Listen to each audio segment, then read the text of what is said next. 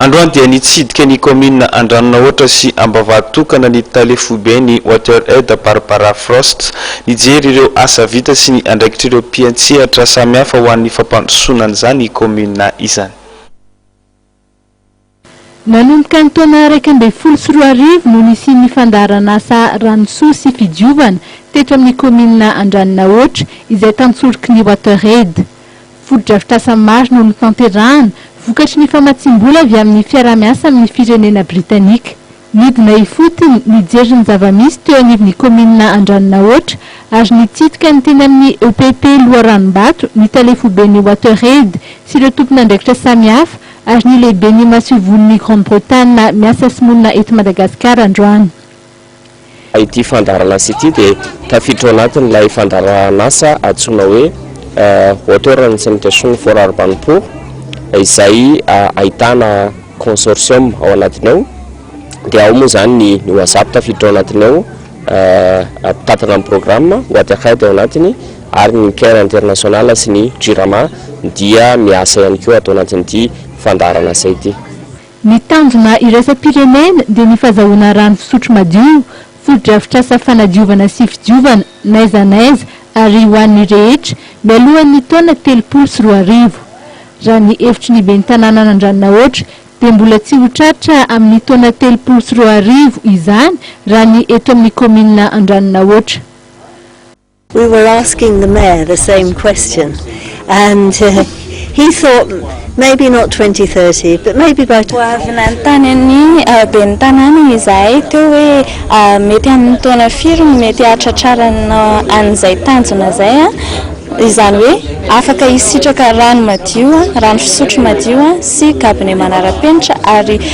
fahazarana amin'ny resaka fahadiovana ny mponina eto Madagasikara dia niteny izy hoe angamba kosa mety mba tsy taona 2020 fa mety mba any amin'ny taona 2020. Ho an'ny talefoben'ny WaterAid kosa dia misy ireo toerana ahafahana manatratra izany vina izany. Because it is a very big country and very remote areas, so I think for university satria tena midadasika dia midadasika tokoa i Madagasikara ary be da be ireo toerana izay tena lavitra dia lavitra tokoa dia tena mbola be da be ny vola sy ny hoentinmanana izay mbola tokony ho ampiasaina amin'izany fa raha ny heviny manokana dia ny toerana andrenivohitra sy ambanivohitra ka manakaiky ny lalam-pirenena dia mety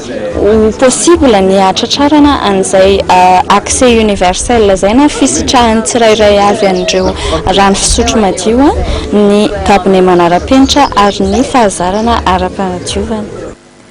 Mba ho fanatrarana izany tanjona izany dia ilaina ny fametrahana vondrom-bahoaka hitsinjaram-pahefana amin'ny toerana tokony hisy azy ary ny fifanindrian-dalana ny sehatra rehetra toy ny fanabeazam-pirenena, ny fahasalamana, ny fanajariana ny tany ary zava-dehibe ihany koa ny fitadiavana loharanom-bola sy enti-manana.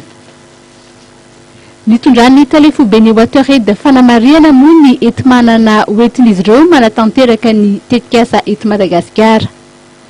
This year we're investing about £2.5 million in Madagascar. 2,5 millions de livres zany no famatsim-bola nomena amin'ny WaterAid Madagasikara tamin'ity taona ity ary tamin'ny taona tany aloha dia somary latsalatsaka kelin'izay ny zavatra tsapa nandritra n'izay 5 taona izay dia nisy fiovana ngeza be teo amin'ny fiainan'ny mponina izay nahazo sy nisitraka ny rano fisotro madio,